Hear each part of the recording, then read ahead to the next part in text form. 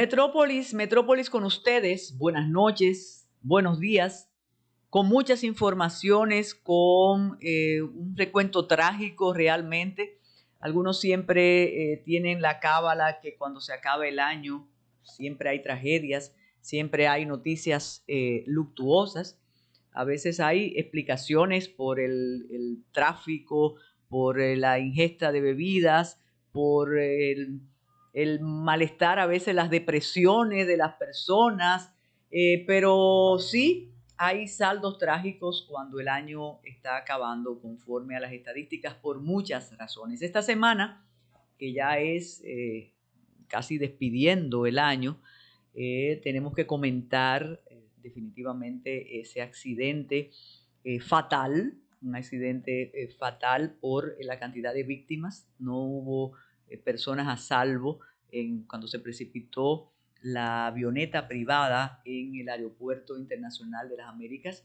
Tuvo que hacer un aterrizaje forzoso. Tenemos algunos detalles que vamos a comentar y el saldo fue de 9 personas fallecidas. Pero como introducción al Metrópolis de hoy, le decimos que como siempre tenemos a Ready para Exportar.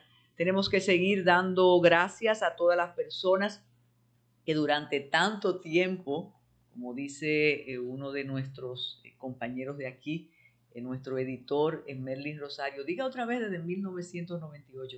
Claro, desde 1998, esas personas que han estado ahí con nosotros, que han crecido, han madurado y han envejecido con nosotros. Y sin duda, todo nuestro agradecimiento y reconocimiento al Grupo de Comunicaciones López, a ME Canal 47, a todo este equipo estupendo que trabaja sin importar sol, sereno, lluvia, truenos, y ahí está el ejemplo de esos muchachos. Un saludo muy especial a don Carlos Polanco, que tiene ahí, ¿cuántos años? Más que Metrópolis posiblemente, claro que sí. Emilio José Brea lo tenía contabilizado. Sí, claro, bartender, sabe de todo y un honorable miembro del Cuerpo de Bomberos de la República Dominicana, ya retirado, pero es así. Pero estamos haciendo ese recuento introductorio y sí tenemos muchos temas para abordar en esta semana sin dejar, sin dejar de compartir las buenas noticias, los buenos deseos y sobre todo el optimismo que transmite el presidente de la República en cada comparecencia, cada vez que inaugura o que está presente en alguna actividad. Bueno, si es cada vez que inaugura, él inaugura casi todos los días. Pero no podemos ya dejar de esbozar los temas que vamos a tratar en este Metrópolis. La tragedia aérea del avión, el avión que se precipitó y todos fallecieron. También la tragedia en Chiapas y la pregunta de siempre, ¿por qué siguen los jóvenes y los no tan jóvenes dominicanos intentando irse de la manera más arriesgada del país, abandonar el territorio pagando sumas realmente extraordinarias que, como comentábamos aquí en el equipo, si tú logras reunir $70,000, tú puedes hacer algo aquí, tú puedes poner un colmado, tú puedes poner cualquier negocio, porque $70,000 resulta una suma realmente importante. Pero la tentación, el amigo que dice que le va muy bien por allá, el amigo que te dice que aquí hay pocas esperanzas de desarrollo, de avance, que posiblemente en términos de lo que puede ser seguridad social, médica puede ser, pero es un riesgo innecesario realmente. Esta vez la mayoría de las personas ya registradas como fallecidas pertenecen a distintos municipios de Baní y los testimonios de los familiares, los testimonios de los amigos realmente son dolorosísimos, son incomprensibles en algunos casos porque muchos de los muertos en el furgón, muchas de las personas que se arriesgaron tenían negocios en la comunidad, eran personas muy respetadas. Incluso hay unos que son hijos de maestras de la comunidad y otro hijo de un regidor. Los testimonios que han ofrecido los familiares son desgarradores, sin olvidar una situación, bueno, dramática al punto máximo de la madre que cuando supo que su hija estaba entre las víctimas, sencillamente no resistió y murió con el impacto de la noticia. De modo que esa familia no solo tiene la pena por la hija que se fue y falleció asfixiada en el furgón, sino también de la madre que cuando supo lo que le ocurrió a su hija, bueno, su corazón no resistió. Hay que saber el saldo de huérfanos, la orfandad en la que se quedan esas familias y todas las consecuencias de esas pérdidas.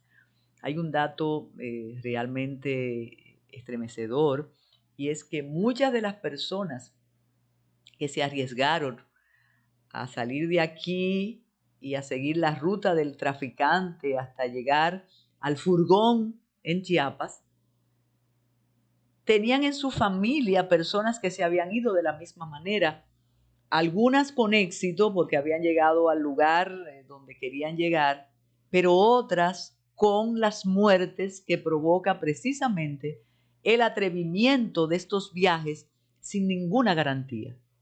Son estafas emocionales, económicas, de un mundo mejor que nunca llega. Y ahí tenemos que engarzarlo con la vigilancia de las autoridades. Nosotros estamos muy entusiasmados con la actividad persecutoria de la corrupción administrativa. Y yo lo digo siempre aquí, lo hemos comentado siempre Tayana y yo, los invitados, pero si nos limitamos solo a la persecución de la corrupción administrativa, se van a quedar muchas infracciones impunes. Se van a quedar muchos delincuentes, muchos autores de crímenes y delitos sin ninguna consecuencia. Y prueba al canto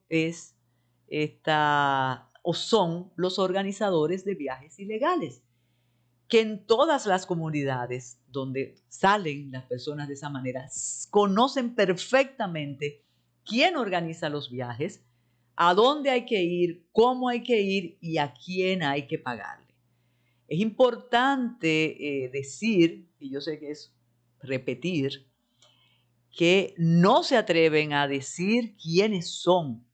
Tienen miedo porque son organizaciones muy poderosas, que mueven mucho dinero y que tienen el respaldo de personas importantes e influyentes en las comunidades.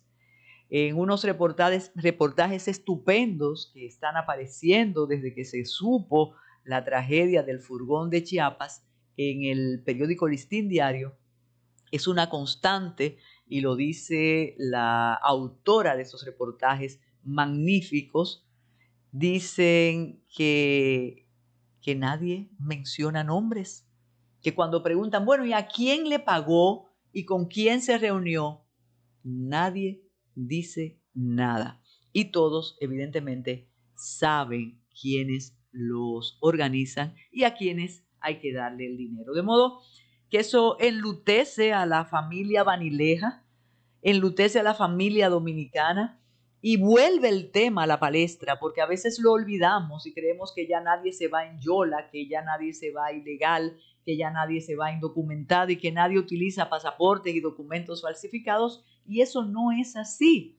La prueba, reitero, es que en ese furgón fatal, ese furgón de Chiapas, ya como se conoce la noticia internacional, tenía contabilizados ya 16 dominicanos y las víctimas mortales que han sido lloradas, lamentadas en sus distintas comunidades. De modo que esos son los saldos trágicos, la avioneta accidentada y la tragedia de Chiapas, que nos coloca a nosotros también entre la lista fatal de los que se asfixiaron en ese furgón. como si no hubiera ocurrido hace décadas aquella tragedia que provocó y motivó la película Pasaje de Ida.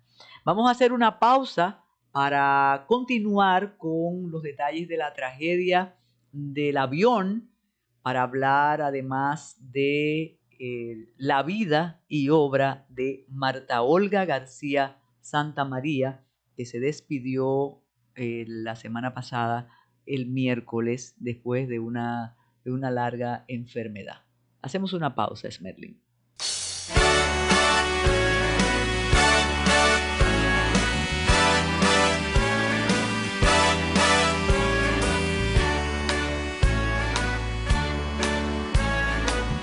Bueno, y el accidente de la avioneta provocó la muerte de todos los tripulantes.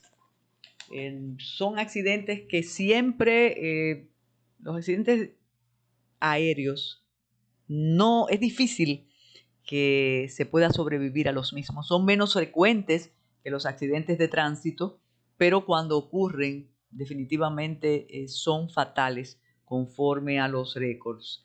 Este avión, un jet privado de la empresa Lidosa, partió del aeropuerto El Higüero y parece que de inmediato notificó un fallo hidráulico en la nave y eso no es un juego de niños. Parece que iba informando a la torre de control e iban tomando las medidas que el protocolo indica para estos casos.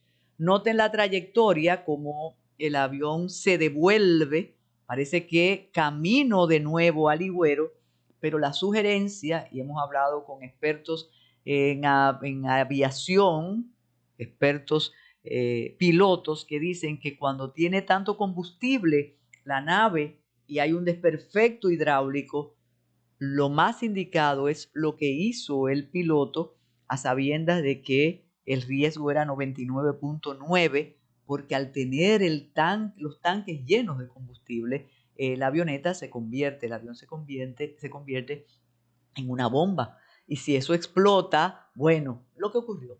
Entonces, por eso la trayectoria, fíjense que él da vuelta otra vez para tratar de aterrizar de nuevo en el Higüero, pero se da cuenta de las condiciones y entonces se rumba hacia las Américas para tratar de que el aterrizaje o la maniobra que corresponde no fuera tan fatal como al final lo fue.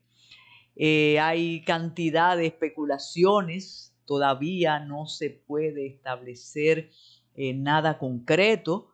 Es importante señalar que esa empresa tiene una flota que es utilizada hasta en los Emiratos Árabes y, como me decía un ejecutivo importante de una agencia de aviones, Estados Unidos no le permite viajar a personas o a aviones de empresas que no estén acreditadas.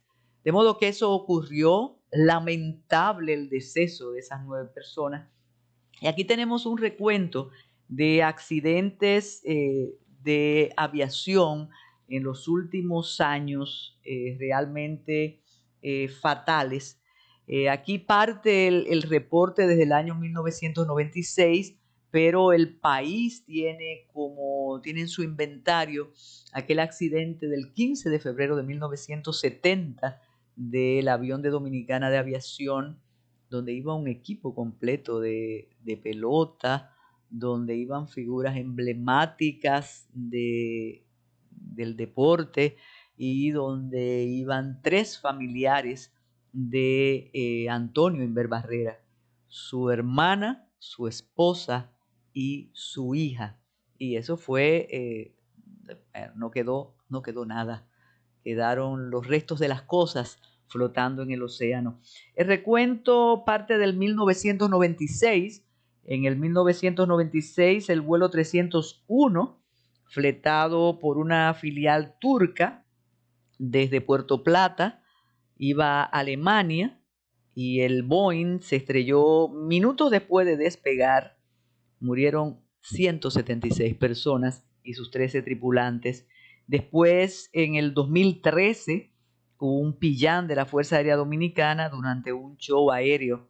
También murieron el segundo teniente Carlos Manuel Guerrero, Rafael Sánchez Astacio. El 14 de febrero del 2018, la avioneta fumigadora Cessna N24-1J se desplomó en el Distrito Nacional en Sabana del Puerto, Jima. En Distrito Sabana del Puerto, Jima. Su piloto, José Rafael Peralta, falleció. El 5 de agosto del 2019, un vuelo de aspersión de insumos agrícolas en Ranchito La Vega. Ahí murió Octavio Carlo. En el 29 de junio del 2019, también en la Loma de Agüita Blanca, en Barahona, luego de despegar del María Montés, fallecieron Giuseppe Lubrano, piloto italiano, el copiloto Enrique Grullón, Raquel Córdoba y José Carbonell. Recuerdo, conocí a los fallecidos. Eso fue estremecedor, ese accidente. En mayo del 2019 se precipitó a tierra en la comunidad de Muñoz, en Puerto Plata, una avioneta, y ahí murió Juan Heriberto Medrano y Martín Vargas. El piloto Jesús Salvador Méndez falleció al día siguiente. Esos son recuentos, pero faltan muchos. Pero lo que queremos es resaltar y comentar esta tragedia.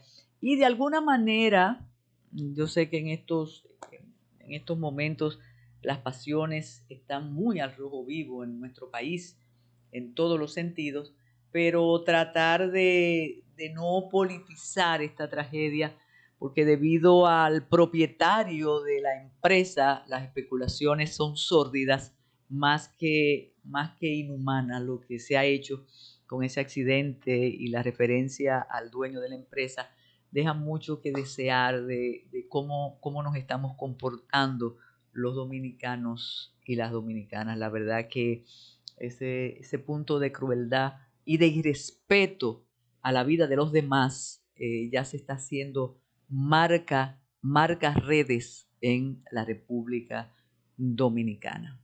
Entonces, un abrazo a todos los familiares de los fallecidos y vamos a pedir respeto a la vida de los que ya no están y sobre todo a sus familiares, porque las especulaciones deben ceder hasta que se tenga el resultado de la investigación y hasta que los familiares hablen, porque aquí comenzaron en redes y algunos comunicadores a hablar de vida y milagros de los que iban ahí, sin saber ni siquiera si había posibilidades de salvación de algunos, sin saber el resultado de lo que había ocurrido. Y antes de entrar a las noticias más favorables de esta semana, yo creo que me corresponde por la admiración y la amistad y el reconocimiento mencionar a Marta Olga García Santamaría, que falleció esta semana. Marta Olga García Santamaría, cuando muere, ya es reconocida por un grupo mínimo, como ocurre aquí, como miembro de la Suprema Corte de Justicia, ex miembro de la Suprema Corte de Justicia, ex juez de la Suprema Corte de Justicia.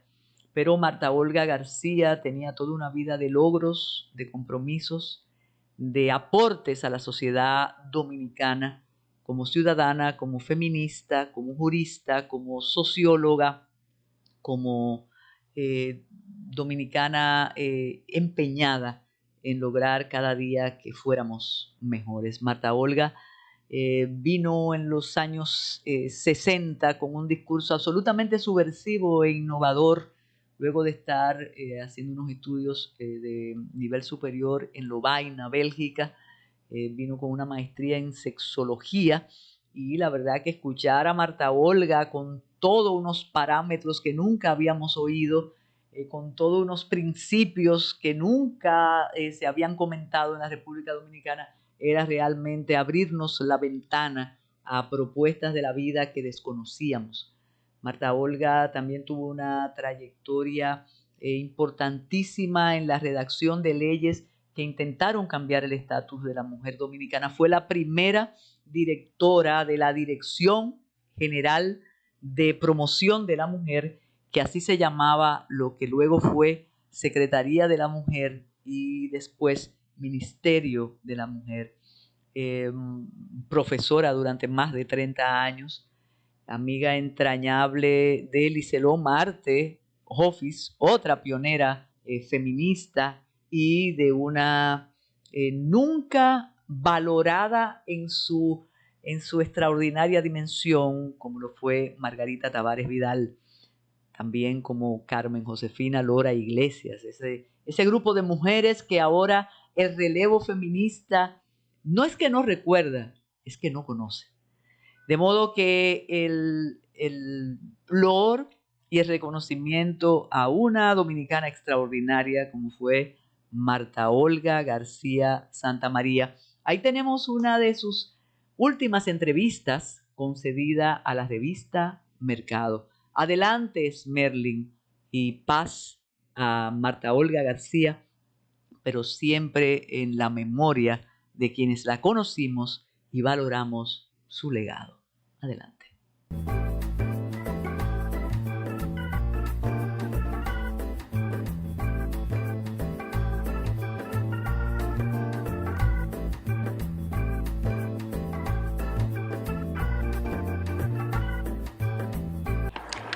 Avanzando,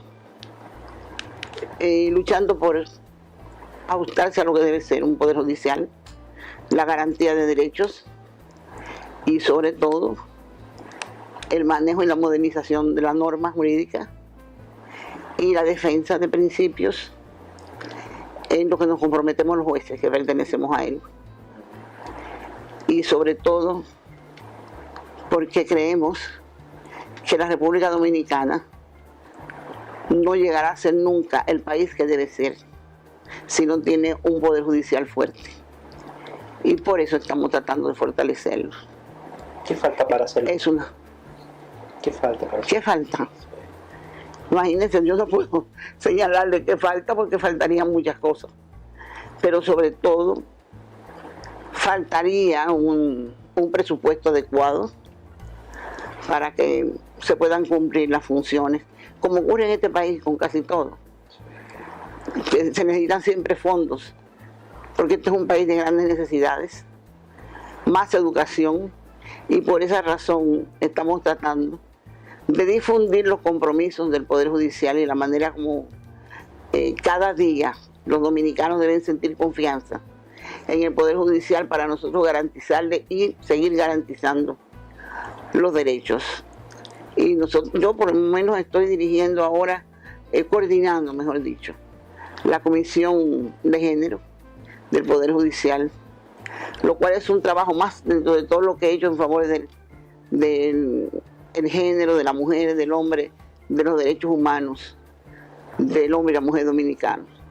Entonces, en esa medida, todos de alguna manera tenemos que influenciar para que la gente sienta que la justicia no es una justicia retardada, porque dice el refrán que la justicia retardada es justicia denegada.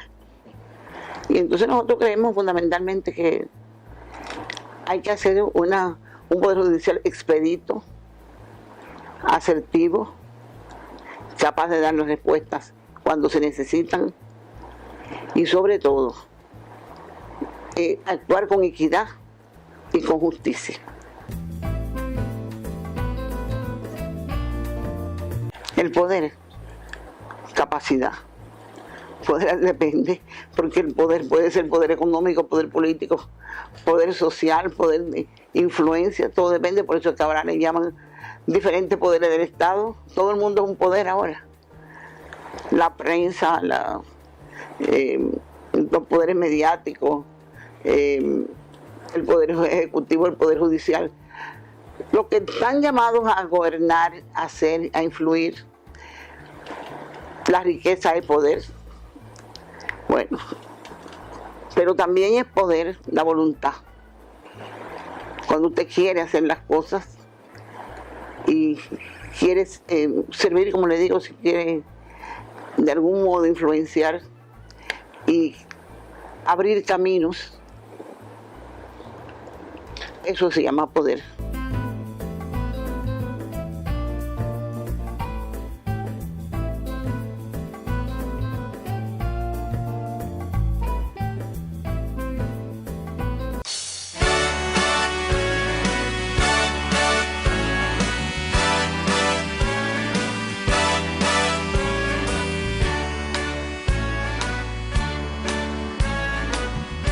Bueno, y en este segmento prometimos noticias más positivas, menos dramáticas, porque hablar de la avioneta, hablar del furgón de Chiapas, hablar de la despedida de Marta Olga, realmente, bueno, son noticias tristes. En el caso de Marta Olga, triste, pero con un gran orgullo para su hija y para nosotras y para el país que la conoció por la extraordinaria vida que tuvo y los extraordinarios aportes que hizo durante su existencia.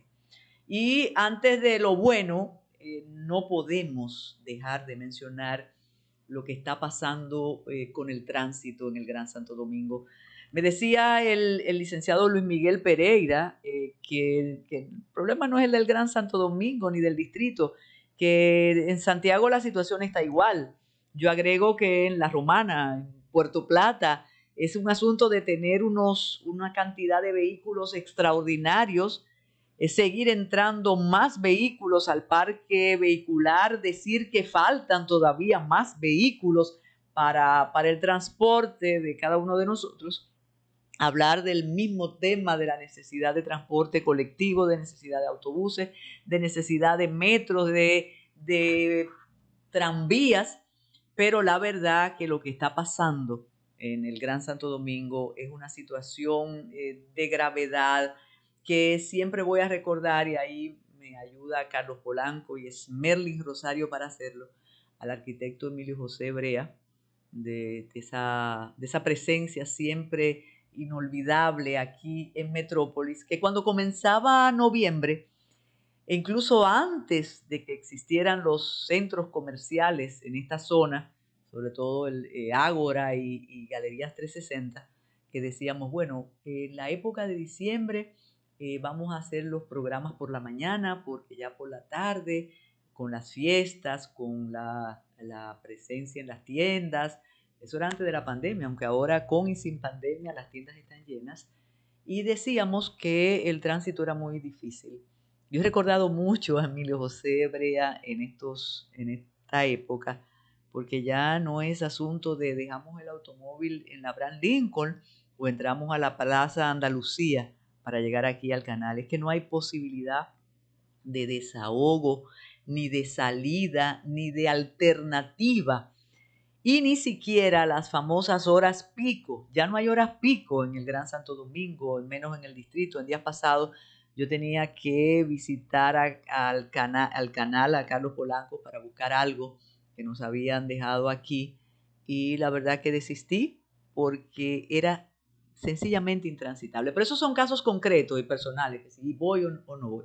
El asunto es que las autoridades de DGCET y de Intran, yo estoy convencida de que ellos están convencidos de que lo están haciendo bien y de que quieren que sea lo mejor, igual que las autoridades de la alcaldía. Pero no hay manera. Es un laberinto y es un volver al principio, es volver es como darle la vuelta al trompo y saber que no podemos avanzar en los entaponamientos. No podemos llegar a la hora que queramos. Antes decíamos, hay que salir con una hora antes para llegar.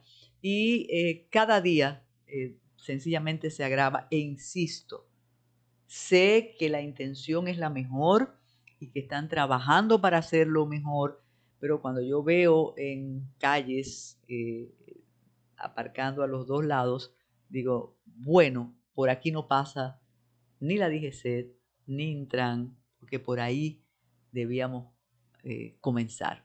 Pero nada, teníamos que comentar de manera obligada eso que está pasando en el tránsito, porque si no, no nos lo perdonarían. No hay hora ya para transitar, ni día para transitar de manera suave, fluida en el Gran Santo Domingo.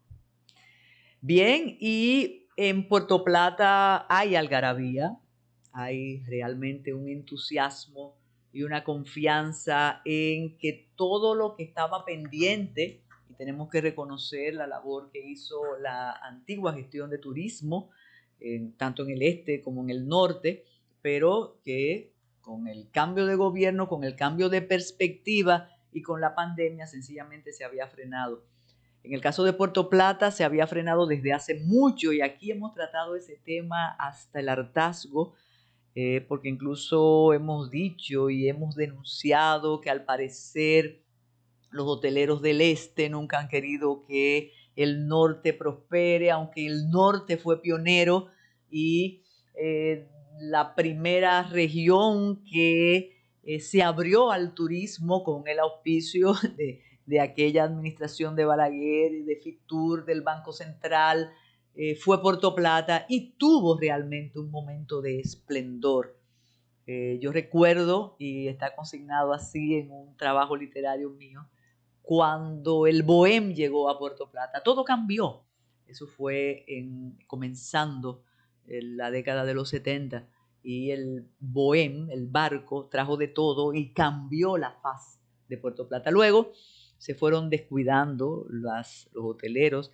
Ahora es la tercera generación de los hoteleros que se empeñan en rescatar aquello. El todo incluido dañó mucho el turismo en Puerto Plata, la calidad de quienes iban, el poco control. Bueno, pero ya eso es parte de la historia del turismo extraordinario,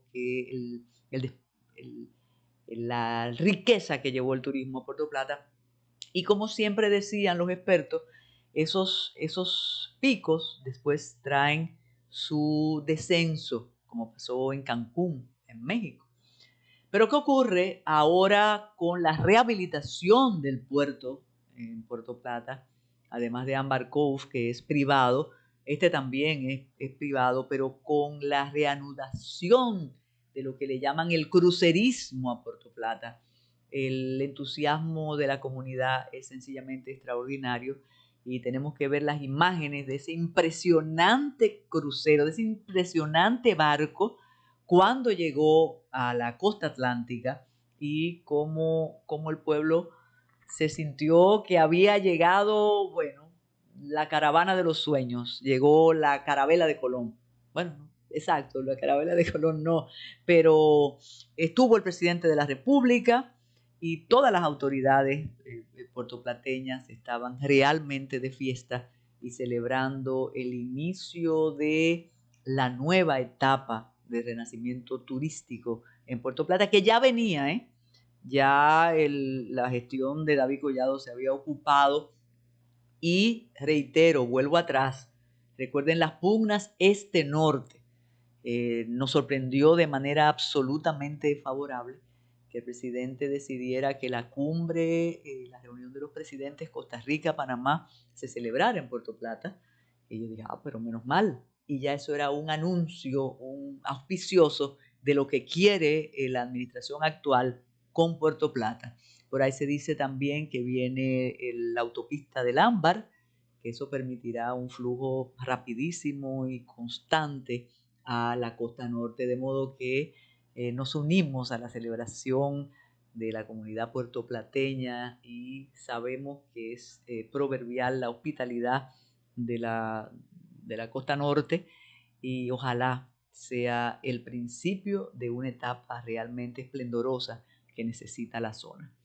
Y a propósito de inauguraciones, el jueves pasado por fin vimos lo que se estaba haciendo y lo que ya se va a seguir haciendo en la Duarte con París. La Duarte con París es una intersección, una vía emblemática del Distrito Nacional. Estaba en condiciones, si Servio Tulio Castaños Guzmán dice que la policía es un arrabal, una cosa, un término bastante ofensivo para la institución, pero lo que sí era un arrabal era la Duarte con París y nadie, ninguna autoridad se atrevía a enfrentarlo. Y cuando digo autoridad, la ventaja que tiene la alcaldía actual o la alcaldía de Santo Domingo es que no ha tenido que decir que los otros eran malos o robaron o no robaron, porque es una sucesión. David Collado le entrega la antorcha a Carolina Mejía y fíjense cómo es David Collado que se encarga del remozamiento de la Duarte con París, que no pudo hacerlo durante su gestión, no sabemos por cuáles causas, pero ahora lo hace. El presidente, de una manera muy inteligente, dice que esto ha sido posible por la unión de alcaldía, de David Collado como exalcalde y como ministro de Turismo, de todos los buhoneros y naturalmente del Poder Ejecutivo. Lo único que queremos decir, y por eso vamos a guardar esas imágenes, que ojalá se conserven como han sido entregados esos módulos y esa vía. Ojalá pervivan y ojalá se extienda el proyecto. No quiero dañar la fiesta, pero sé que Smerlin ahí es capaz de buscar esas imágenes. Pero eso es un trozo, la Duarte con París. Eso es un pedacito. Si usted va más para allá, sería, bueno, sur, no, sería más para el norte. Está la zona de la Duarte más para el norte y aquello habrá que intervenirlo en algún momento. De modo que tal como prometieron las autoridades, podrán vender en esta temporada esos buhoneros, que reciban contentos esa vía remozada, limpia, organizada, y reitero, consérvenla, que es importante no solo para sus negocios, sino que es importante para la ciudad, es importante para nosotros todos y todas, y es importante para el turismo, que es la obsesión válida para tratar de mantener la estabilidad económica en la República Dominicana. Así que miremos las imágenes y escuchemos a un presidente de la República realmente entusiasmado con la entrega de esa vía remozada, limpia, pintada, organizada. Consérvela entonces.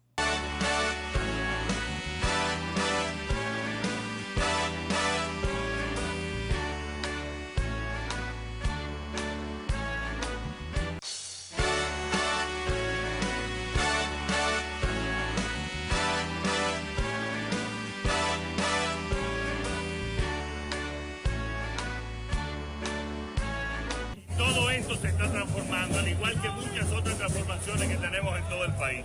Y aquí están ganando todos. Aquí ya los buhoneros tienen sus propios negocios.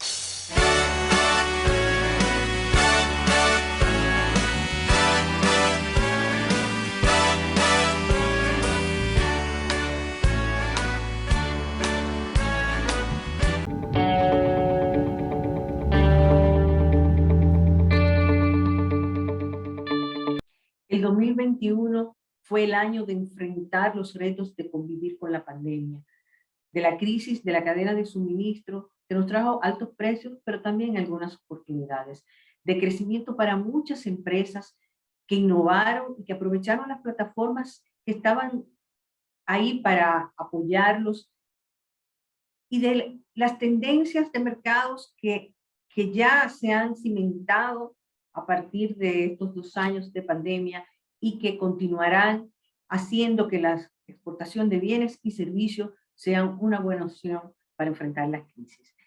Les presentamos aquí diferentes segmentos de las entrevistas que hicimos a lo largo del 2021, donde hablamos de cómo personalmente enfrentar los cambios, a cuáles son esas oportunidades de mercado para los sectores de servicios, pero también cuáles son esas características de mercado. Tuvimos invitados internacionales desde nuestros embajadores en Bélgica, en Corea, en Trinidad y Tobago, a representantes de gobiernos de Curazao, de Aruba, invitados de Perú, de Holanda. Un contenido muy variado que esperamos que puedan disfrutar estas pinceladas que les presentamos hoy.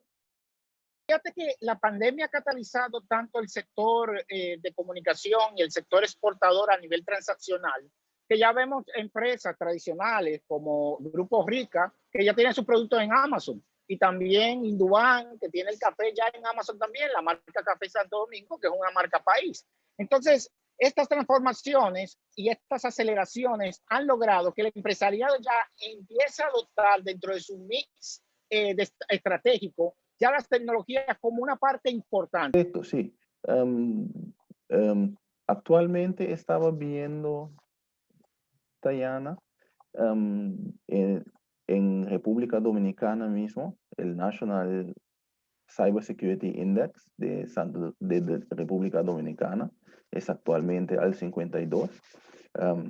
Tengo que decir, sí, que es una iniciativa que vi del NCSI y es de datos públicos que ellos procesan. Ya han hecho un reporte de eso, de todas las informaciones públicas que ellos recibieron, y vi en verdad que, por ejemplo, el de República Dominicana está al número 52. Y lo bueno de este reporte es que pueden ver el nivel completo de cómo está el país. Y entonces eso es bueno porque puede haber mejoraciones en diferentes sectores. Y eso también trae oportunidades no solamente para importar, pero también exportar servicios dedicados a este tipo de temas de ciberseguridad y protección de datos personales. Entonces, la clave de una marca país es una estructura de actividades, de iniciativas, de identificación del mismo pueblo con ese tipo de concierto o de ese tipo de iniciativa para lograr comunicarlo hacia otras personas de otros países. Te digo, quizá México no tuviera los mariachi, ni Jamaica tuviera el reggae como marca país musical, si los propios habitantes del país no se identificaran con eso. Entonces eso es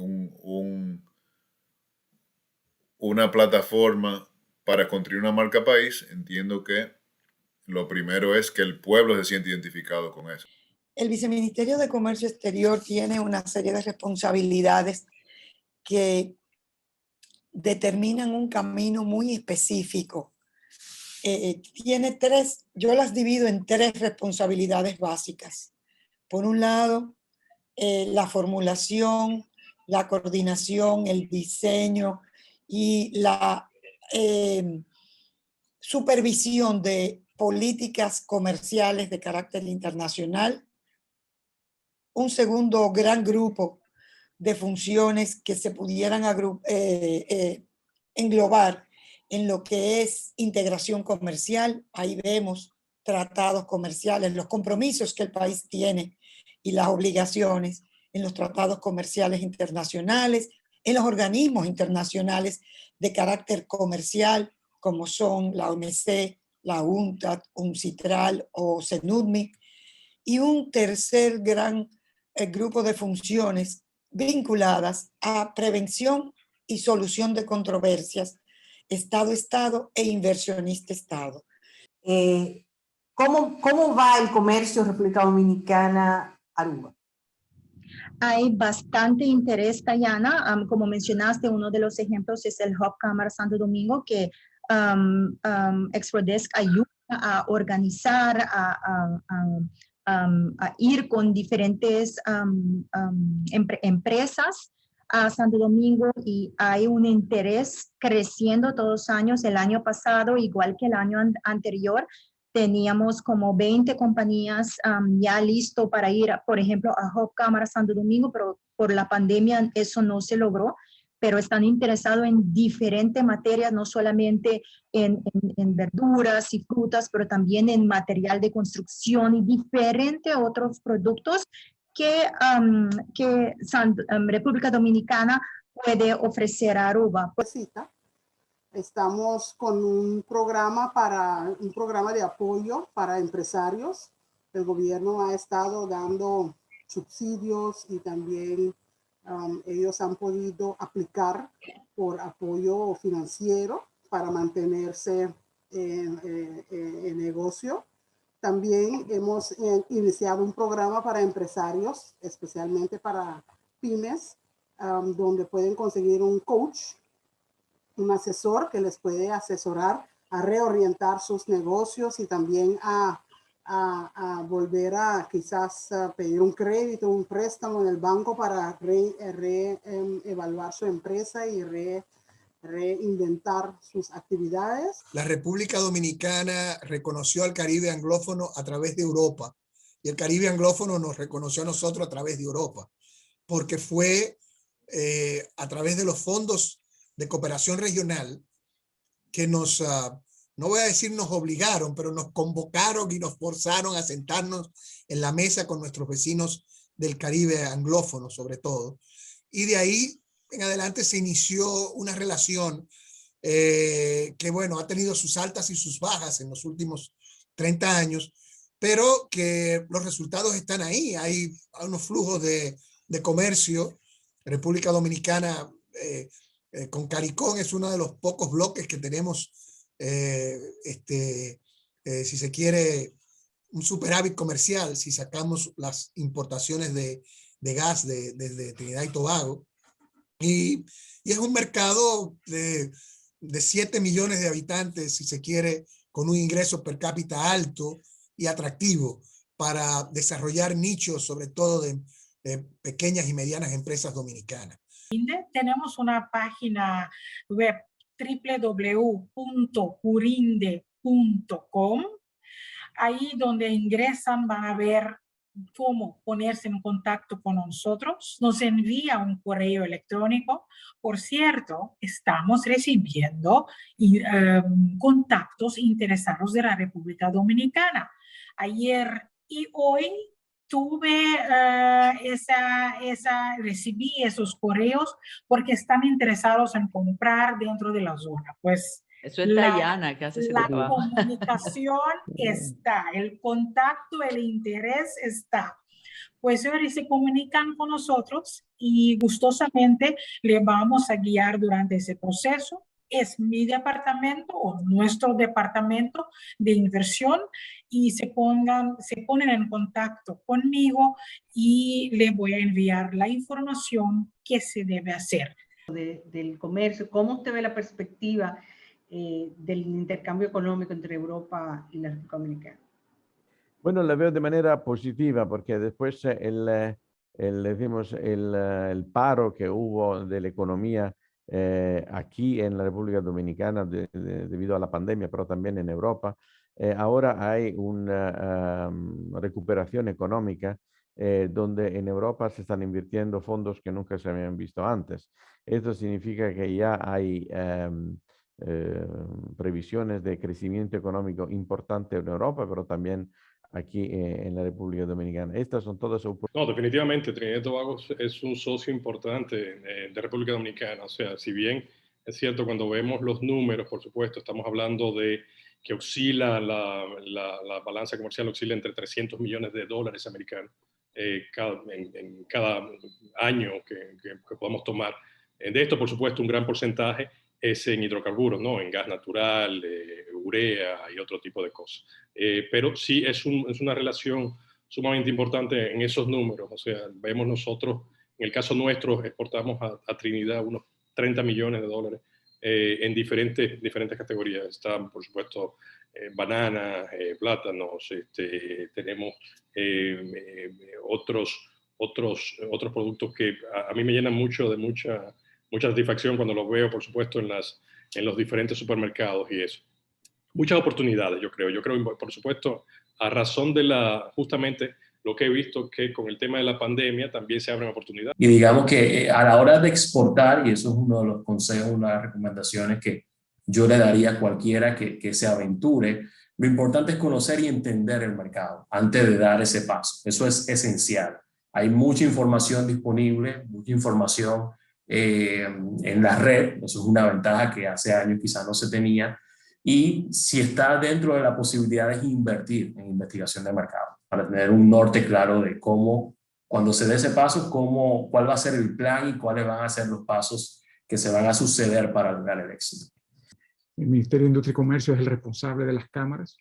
y pues hicimos todo este trabajo juntos, los tres, Abelino, el ministro y yo, y los equipos de la Cámara y del Ministerio, para lanzar la Cámara y así asegurar que la Cámara tiene esa membresía original de importadores de productos coreanos, pero también de productores coreanos de zona franca, que son muchos, son unos 19, concentrados fundamentalmente en el tema textil, pero con miras a diversificarse hacia la electrónica y los productos médicos y eventualmente los biofarmacéuticos. Ese es el trabajo de promoción que vamos a hacer en lo adelante, en términos concretos, porque si hay algo que la pandemia demostró es la necesidad de reconciliar la eficiencia con la redundancia en aras de la resiliencia. Muchas gracias por la invitación, señora Tayana. Bueno, Plan Power es un emprendimiento 100% dominicano y nosotros lo que hemos hecho es pues atender un nicho de mercado que aquí localmente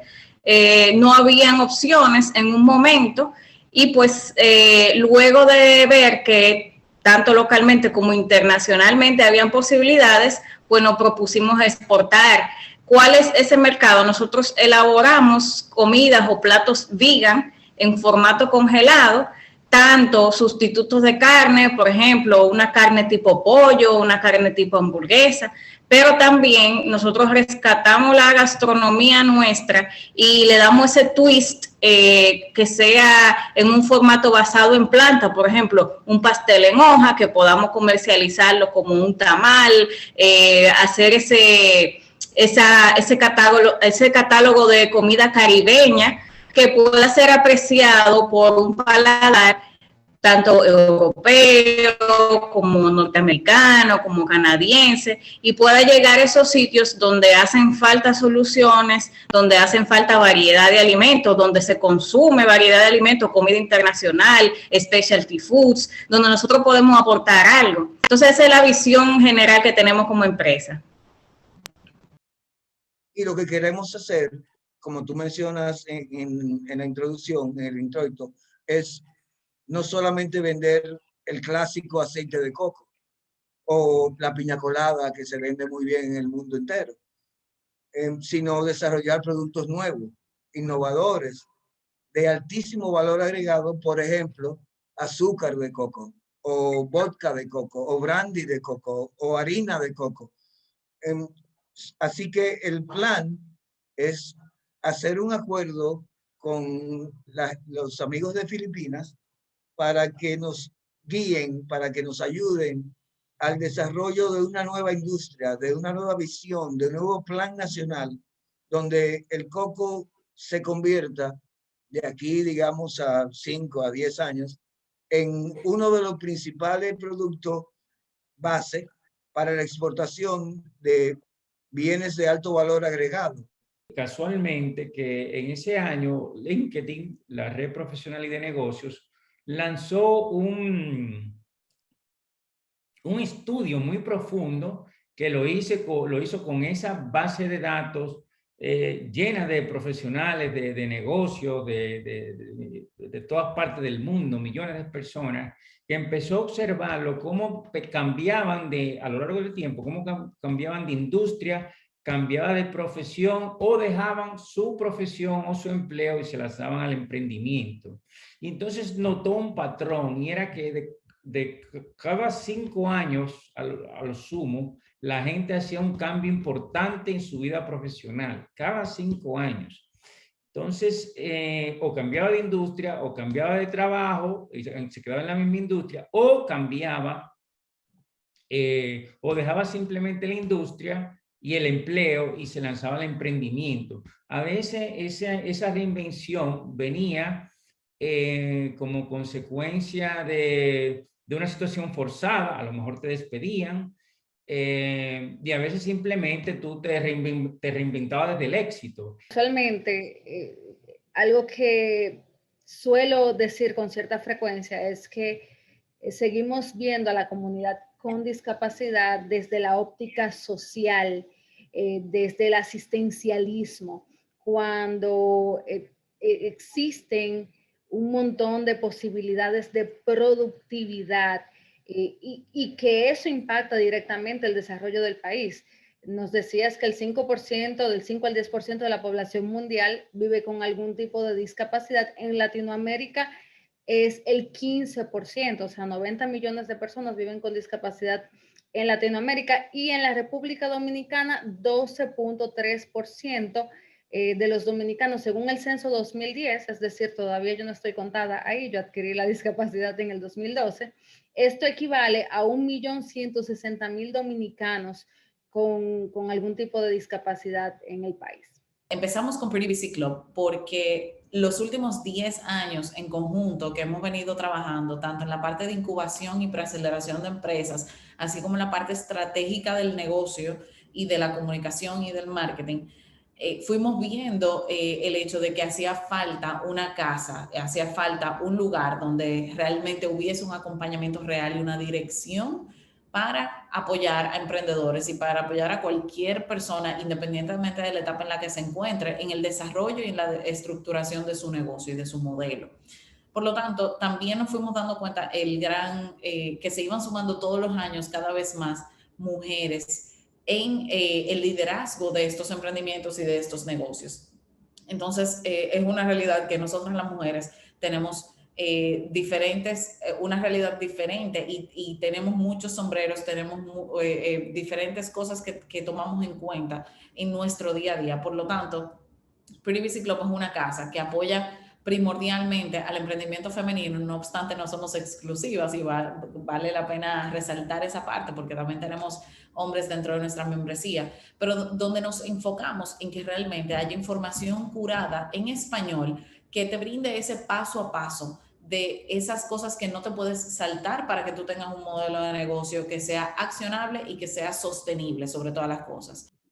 Si quieren ver estas entrevistas en extenso o todo lo que hemos hecho en el 2021, solo tienen que ir a readyparaexportar.com, ahí pueden buscar por temas, por mercados, por sector y ver todo el contenido interesantísimo que le hemos traído a ustedes todo el 2021 y todos estos años.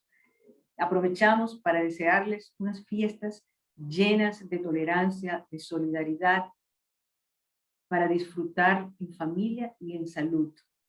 Y un 2022 donde juntos podremos enfrentar los retos y crezcamos en resiliencia, en solidaridad y, por supuesto, económicamente, poniéndonos juntos ready para exportar. Feliz nuevo año. Muchas gracias por su sintonía en todo este 2021. Es Ready para Exportar y en Metro.